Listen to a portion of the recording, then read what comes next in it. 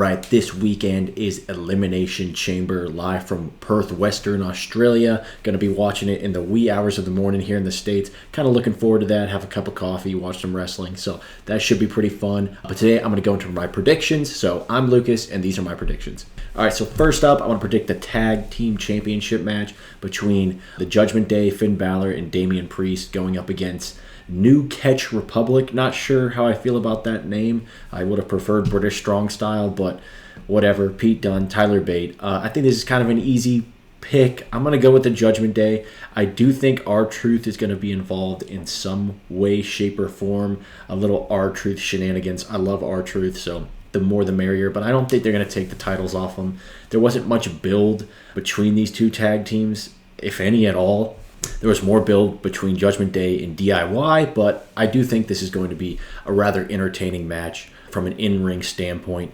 I think this is going to be kind of filler leading to, which I eventually think will be The Miz and R-Truth against Judgment Day at WrestleMania. But for the Elimination Chamber, I am going to go with Judgment Day. All right, we have the Women's World Championship match, which is the other non-Elimination Chamber match on this card, and that is between Rhea Ripley and Nia Jax. And I think this match has the possibility to main event the show. I think it should main event the show, honestly. Giving Rhea her flowers in front of her home crowd. Yes, I guess Nia Jax was also born in Australia, but she doesn't really scream Australian to me. But I think this one is another easy one to predict. I would be shocked if they put the belt on Nia and have her pin Rhea in Australia. Shocked. Maybe they'll throw a curveball just to mess everything up.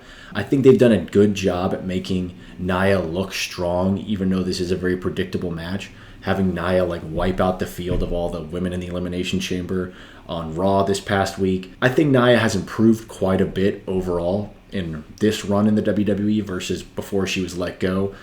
Yes, she's still kind of an annoying presence on the mic, but she's a heel and she gets people to boo her, and I guess that's the whole point. So Nia has been improving quite a bit, and I like that, but I do think she's going down on Saturday. I'm going to give this one to Rhea Ripley.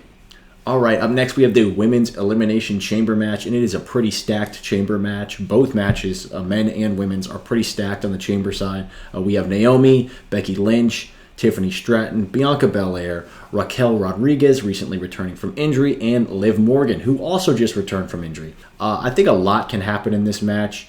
I think ultimately the easy pick and the pick I'm going to go with is Becky Lynch, because I do think we're going to get Mommy versus the Man, Becky Lynch versus Rhea Ripley at WrestleMania, a match that I think Rhea's going to win, but who knows. But back to the chamber, we have a lot of women in this match who are stars, up-and-coming stars, returning stars, stars making their debut on the main roster. So they're going to have to do a good job at getting everyone involved and letting everyone shine at different moments. I think that Liv and Raquel will see some tension there. I think they have the possibility to start feuding. I think Tiffany is going to start feuding with Bianca Belair, so there could be some back and forth there. I think that'd be a sweet WrestleMania match for both those women.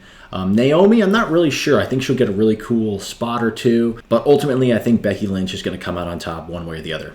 But before we get to the Men's Elimination Chamber, we're going to quickly talk about the segment that is also on the card, the Grayson Waller Effect featuring Seth Rollins and Cody Rhodes. Now, normally, last time they had a Grayson Waller Effect on a pay-per-view, they just had Cody come out and basically say, Jey Uso's coming to Raw. I think it was at Payback. It was all right, but I think this one is going to be a lot more exciting. Grayson, I think, is going to get a pretty hefty response from the crowd. Being an Australian himself, I think they'll give him a nice little pop. I think something in this segment, though, is going to lead into what's going on at WrestleMania with The Rock, with Roman, and the Bloodline. Maybe they'll announce a tag match for night one between The Rock and Roman and Cody and Seth.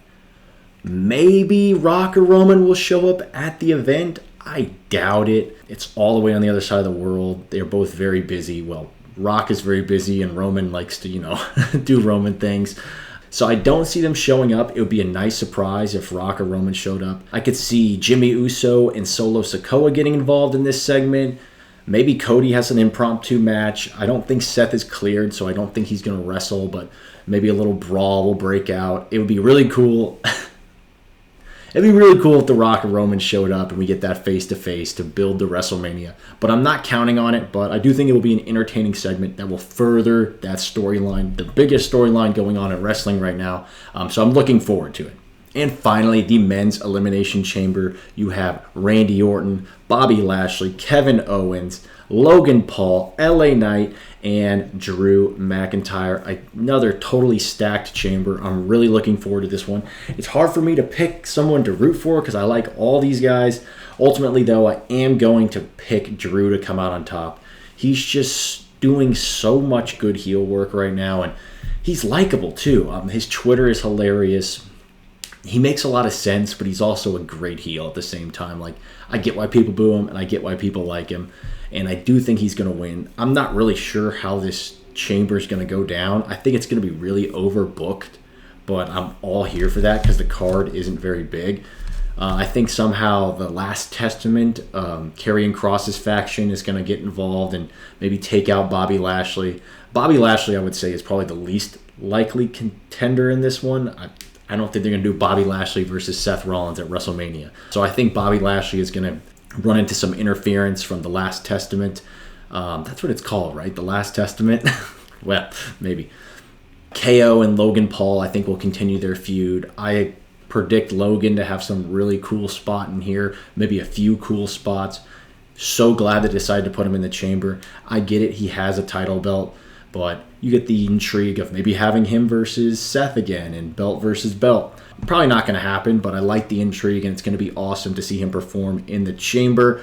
And then Randy Orton. Randy Orton, I think, is a big question mark going into WrestleMania. I'm not sure where he fits into WrestleMania, but Randy Orton is one of my all-time favorites, so I'm just excited to see what they do with him. I mean, heck, he could be a shock winner, but I really doubt it. I'd be down for it. I love Randy Orton, and they had a great WrestleMania match. Forget what year that was, but the one where he hit Seth with the RKO off the stomp, just awesome. LA Knight could also start feuding with Kevin Owens and Logan Paul. I could maybe see that, maybe a triple threat for WrestleMania. But then there's always the X factor of the feud between AJ Styles and LA Knight. So again, could be very overbooked with maybe AJ Styles coming out and sabotaging LA Knight. So should be a fun night, fun match. Gonna go with Drew McIntyre. And my final predictions are: the Judgment Day wins the tag match, Rhea Ripley retains her title, Becky Lynch wins the women's chamber, and Drew McIntyre wins the men's chamber. So that's all I've got. Thank you for watching. If you haven't checked out my little history story of the Elimination Chamber, that one is up. Go check it out. A lot of good stuff in there. Tell me your favorite chamber moment. And who do you think is going to come out on top in the Elimination Chamber this year? Let me know below. And thanks for watching. Bye-bye.